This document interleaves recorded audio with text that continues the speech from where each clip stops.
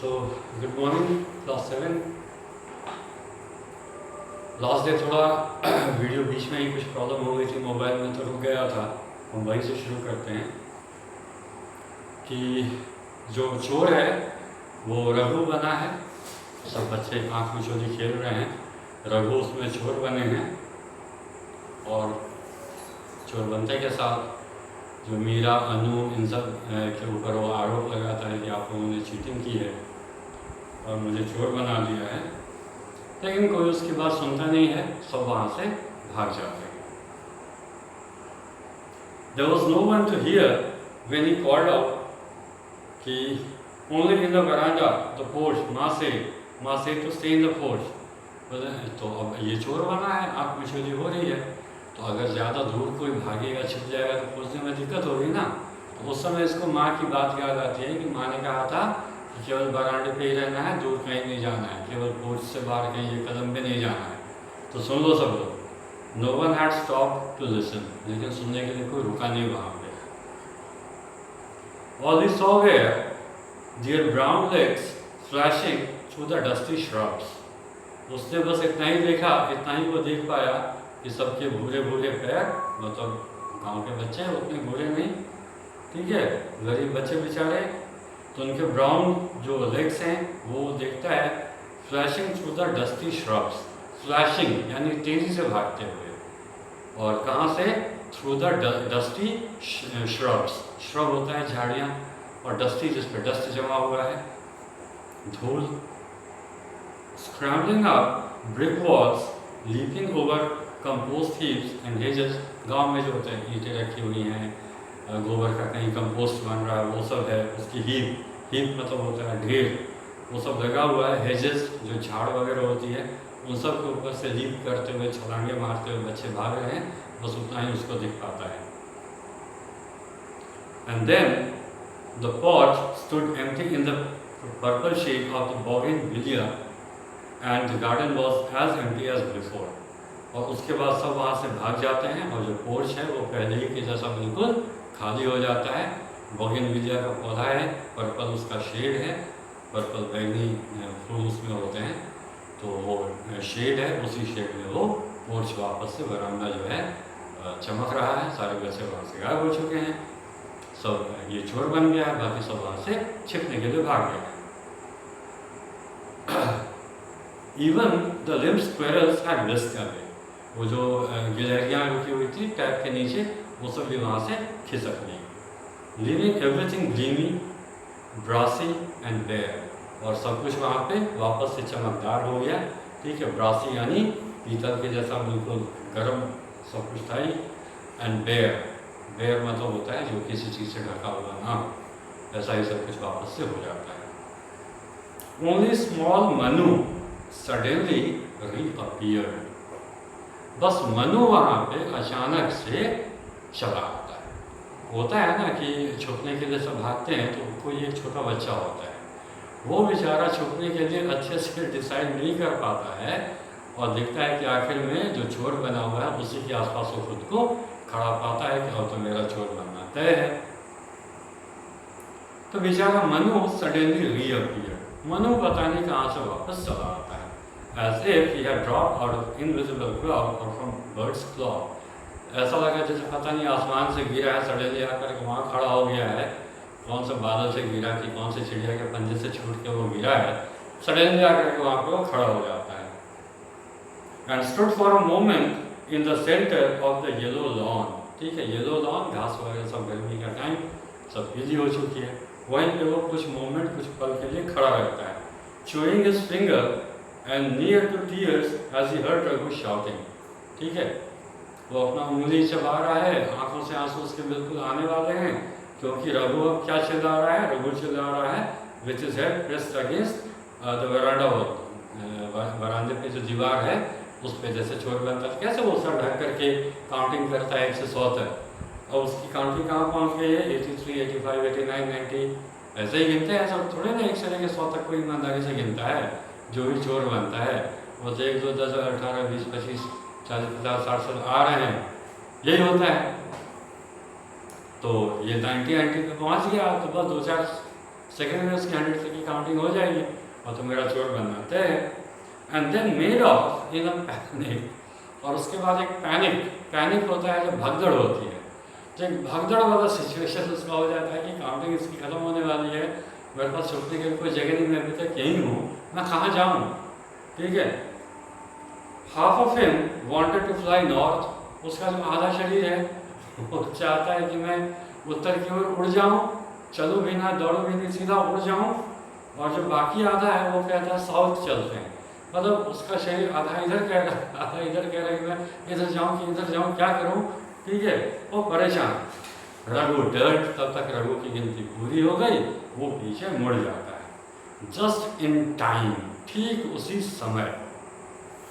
तो सी ये देखता है the flash of his white shorts and the uncertain skittering of his red sandals. तो देखता है सफ़ेद शॉर्ट पहना हुआ है मनु जो है, और लाल उसका चप्पल है, ठीक है, जो जल्दी जल्दी चटर चटर करके जो चप्पल भागते हैं वैसा वो भाग रहा था। स्किटरिंग मीनिंग देखिए नीचे दिया हुआ है, मूविंग लाइटली और quickly.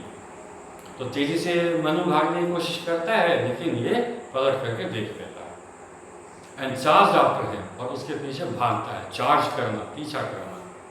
With such blood curdling yell, और इतनी जोर से धप्पा बोलता है, Manu stumbled over the hose pipe. Hose pipe होता है जो टंकी का जो पाइप होता है जिससे पानी जाता है, तो उसमें वो टम्बल कर गया, वो ठेस खा जाता है। Fail into its rubber coils, और जो रबर मतलब कॉइल जैसा नहीं पाइप को गोल करके रखा रहता है, वो उसी पे गिर जाता है। ले और वहाँ वो गिरा हुआ रोना शुरू कर लेता है। आई वॉन्ट बिट, हम चोर नहीं बनेंगे, हम चोर नहीं बनेंगे, you have to find them all, सबको ढूंढो, सबको ढूंढो, सबको ढूंढो, तब बनेंगे हम चोर। रघु क्या कह रहा है, I know I have to idiot, say Raghu superciliously kicking him with a stove. जाते जाते पैर के उंगली से थोड़ा सा एक लात उसको दे भी देता है, गिरा हुआ वो है, तेरा पता है सबको ढूंढना है, तो क्या बता रहा है, अभी ढूंढता हूँ ना, चोर तो ही बनेगा, यू आर डेड, तो तुम्हारा। He said with satisfaction, satisfied भी है कि चलो एक तो गया, कुछ को ढूंढना है अब। लेकिन the beads of perspiration of his upper lip, और ऊपर वाला जो होठ है उसके ऊपर पसीना जो थोड़ा सा आया हुआ है, उसको जीभ से वो चाटता है, और stalk off in search of worthier prey, ठीक है। स्टॉक होता है पीछा करना, और ऐसे पीछा करना कि अगले को पता ना चले। वर्दियर प्रे, वर्दी का मतलब होता है जिसकी कीमत होती है, वर्दियर जिसकी ज़्यादा कीमत होती है। अब ये तो मर गया, इसमें कोई इंटरेस्ट है नहीं मनु में, और चल रहा है जो जिनको ढूंढना है वो ज़्यादा वर्दी है ना, उनको ढूंढना ज़्यादा इम्पोर्टेंट है, अब वो उनको ढूंढने के लिए आगे बढ़ता है। Whistling spiritedly so that the hiker should fear and tremble, और वो बड़े एनर्जी के साथ, ठीक है, स्पिरिटेड होकर के, स्पिरिट हाई स्पिरिट्स, जोश, तो बड़े जोश में सीटी बजाता हुआ, और वहाँ से निकलता है कि जहाँ भी मैं जाऊँगा मेरी सीटी की आवाज़ सुन करके सब थोड़ा डरेंगे, थोड़ी उनमें भगदड़ मचेगी, इधर उधर भागेंगे, हम उनको पकड़ लेंगे। Ravi heard the whistling and picked his nose in panic. Ravi जो है वो उसकी विस्लिंग की आवाज़ सुनता है, और उसके बाद जोर से अपना नाक दबाता है, होता है ना कभी कभी सांस की भी आवाज़ नहीं जानी चाहिए। Trying to find comfort by burrowing his finger deep into that soft tunnel, और इसमें क्या करते करते नाक में थोड़ी अपनी उंगली डाल देता है, ठीक है, और थोड़ा डरा हुआ है वो थोड़ा अंदर ही डाल देता है। तो ये जो नाक के दो छेद हैं उनको टनल कह रहा है, और सॉफ्ट, नाक अंदर से सॉफ्ट ही होता है, ठीक है, उसमें डाल करके वहाँ पे छुप के बैठा हुआ है।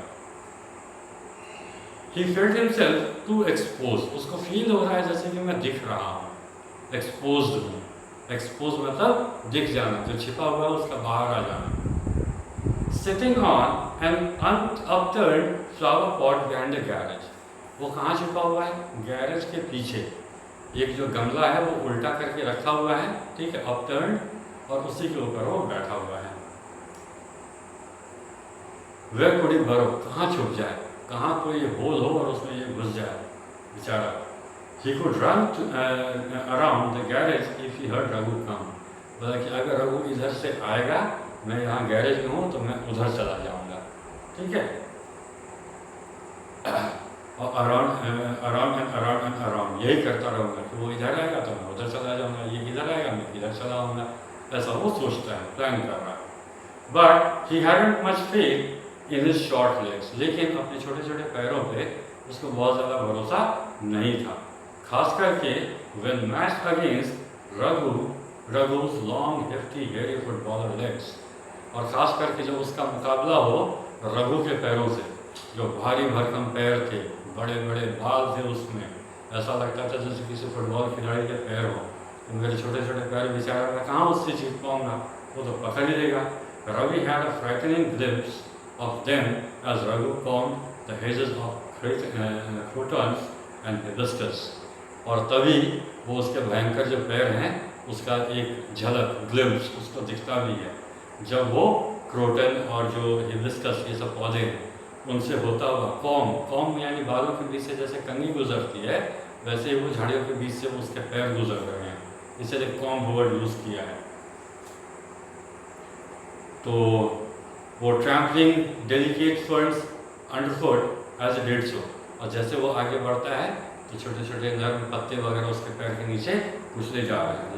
Ravi looked about him desperately, Ravi जो है बड़ा डेस्परेट होकर के, डेस्परेट मतलब होता है बहुत बेताबी के साथ उसकी ओर देखता है।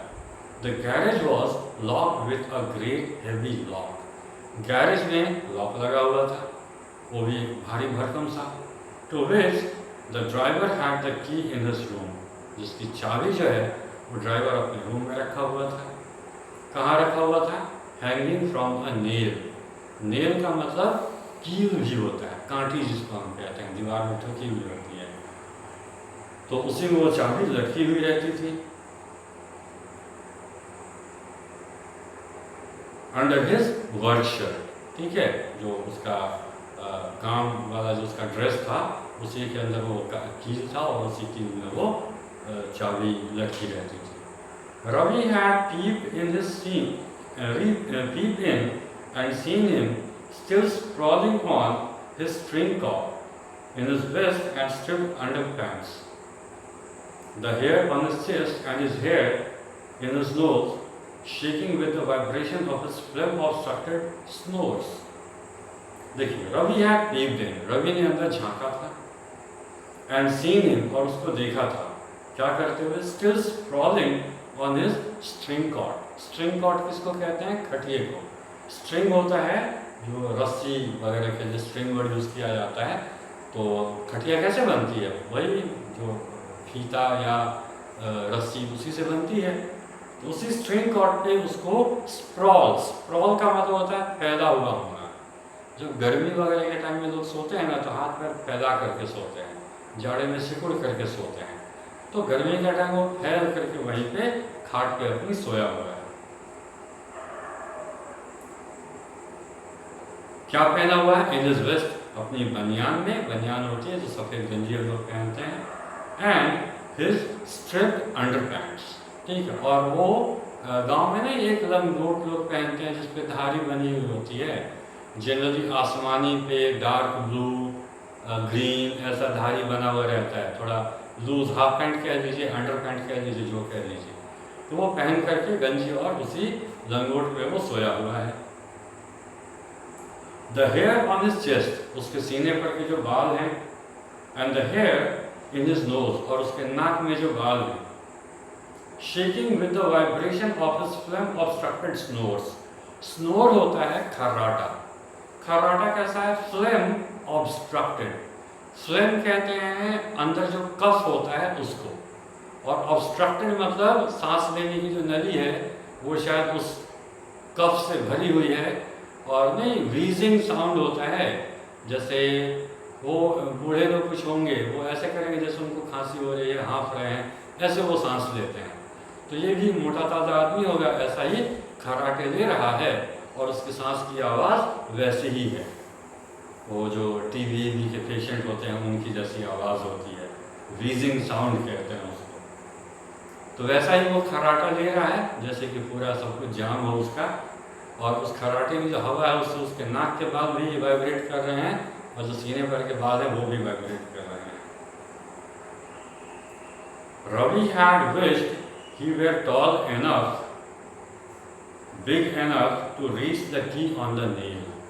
रवि बेचारा विश करता है, ठीक है, ख्वाहिश करता है कि काश में इतना लंबा होता, इतना बड़ा होता कि मेरे हाथ वहां तक पहुंच जाते।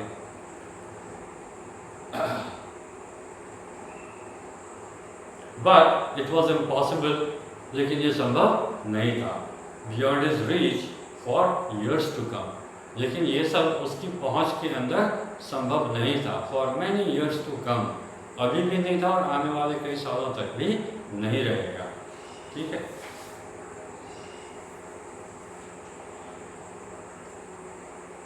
He had sidled away and sat dejectedly on the flower pot. वो वहां से थोड़ा सा बेचारा उससे हुआ नहीं, खिसक करके जा करके फ्लावर पॉट पे ही बैठ गया था, डिजेक्टेडली, हताशा में। That at least was cut to his own size.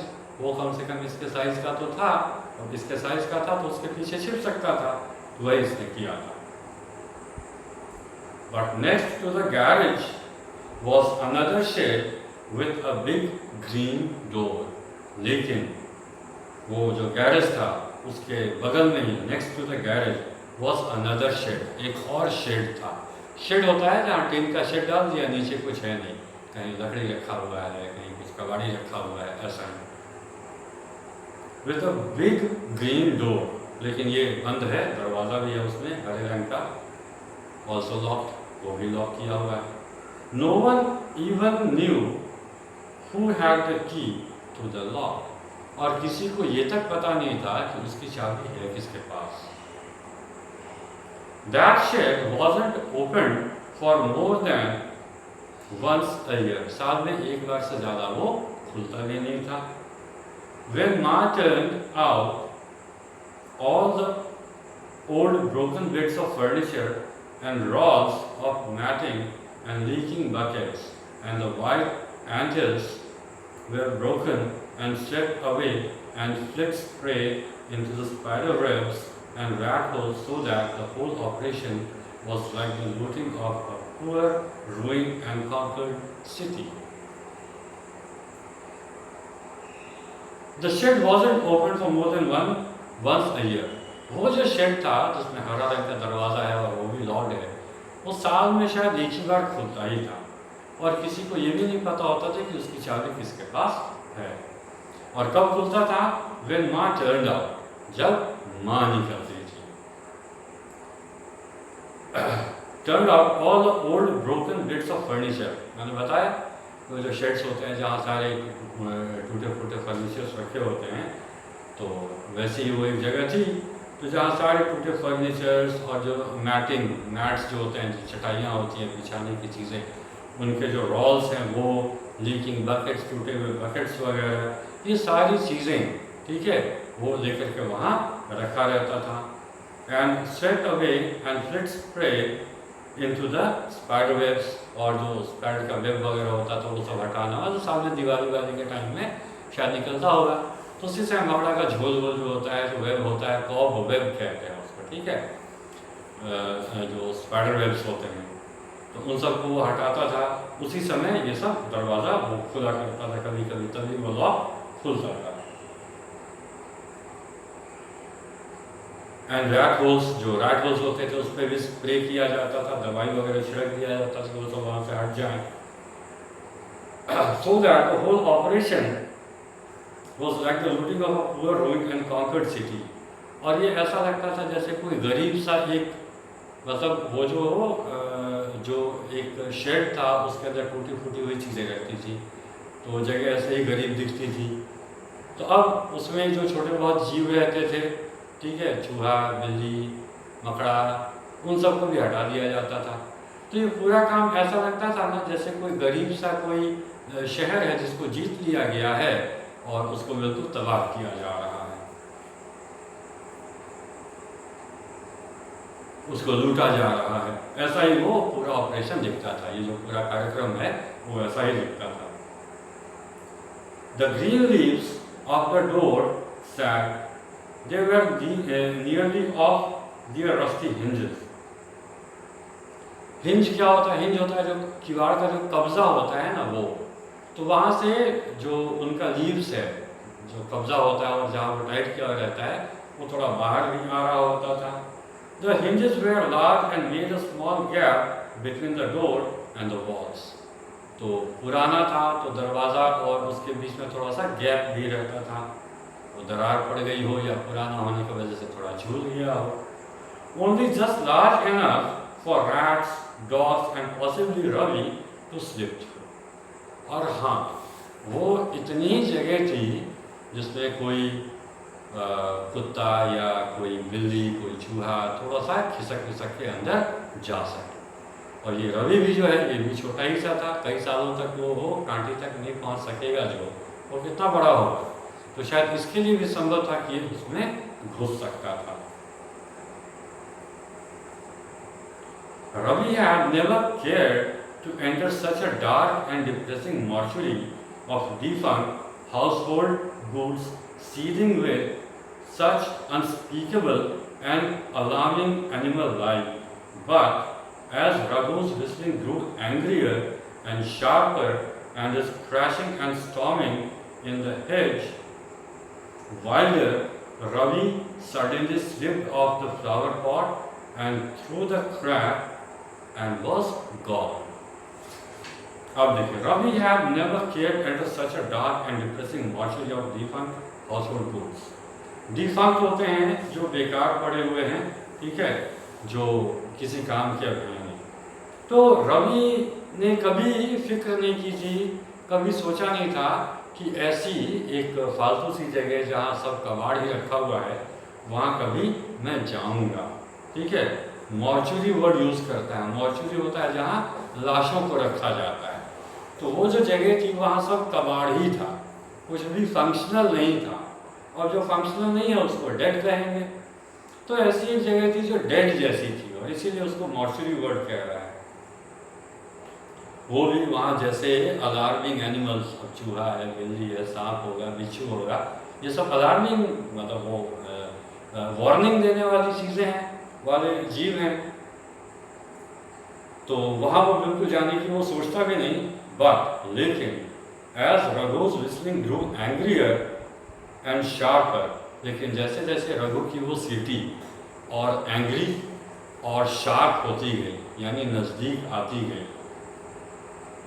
and is crashing and storming in the hedges wilder, और जैसे जैसे उसके पैरों की आवाज़, जो पत्ते पौधे वो सब कुचलता हुआ वो आ रहा था, वो और भी ज़्यादा वाइल्ड होते गए. Ravi suddenly slipped off, Ravi अचानक से वहाँ से खिसकता है. Off the flower pot, flower pot से अलग खिसक जाता है. एंड थ्रू द क्रैक, और उस क्रैक से होता हुआ वो गायब हो जाता है, यानी वो उस शेड के अंदर चला जाता है.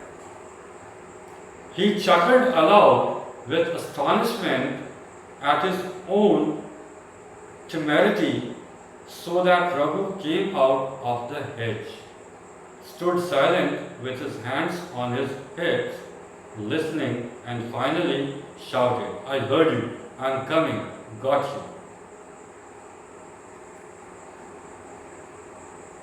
He chuckled aloud with astonishment at his own temerity.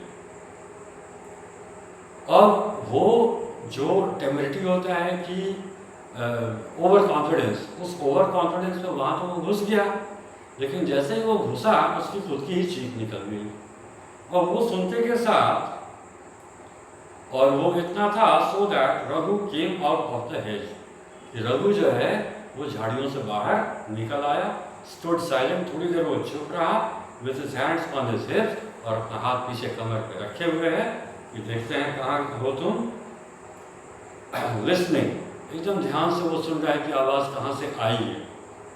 और उसके बाद फाइनली शाउटेड, और उसका एकदम से चिल्लाया, आई हर्ड यू, धप्पा, आई एम कमिंग, आ रहे हैं, गॉट यू, पकड़ लिए तुमको.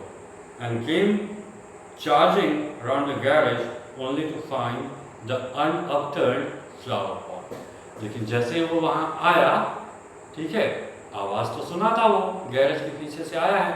वहीं बगल में, अब मान लीजिए गैरेज है, गैरेज के पीछे वो छुपा हुआ है, गैरेज के बगल में वो वाला शेड था, ये तो यहाँ से घुस गया। अब रघु आ रहा था सामने से, वो घूम करके यहाँ आया देखने के लिए, वहाँ उसको कुछ नहीं मिल जाए, केवल फ्लावर पॉट मिल जाए जो उलट करके रखा हुआ है। द येलो डस्ट, धूल मिट्टी है वहाँ पे। The crawling of white ants in a mud hill against the close shed door. और जो नहीं, जो एंड्स होते हैं, जो चिड़िया, एंट हिल वर्ड भी पीछे आया हुआ था, वो अपना एक मिट्टी के जैसा कुछ बना लेंगे, उसी में रहने लगते हैं वो लोग। तो वही सब उसको दिखता है वहाँ पे, और कुछ है नहीं। Nothing snarling, he bent to pick up a stick and bent off. ठीक है, वो वहाँ से चिढ़ा हुआ एक वहाँ से स्टिक उठाता है और वहाँ से वो चल देता है। Whacking it against the garage and shed was as if to beat out his prey. ठीक है, और छड़ी लेकर के गैरेज मारता हुआ, ऐसे ही बच्चा है, इधर उधर मारता हुआ छड़ी वो वहाँ से निकलता है। आगे हम लोग कल करते हैं, टाइम ऑलमोस्ट हो चुका है, तो इसको पढ़ते रहिएगा। सेंटेंसेस बहुत लंबे लंबे हैं, और ये जो लैंग्वेज है ये क्लास 7 के हिसाब से थोड़ी टफ है।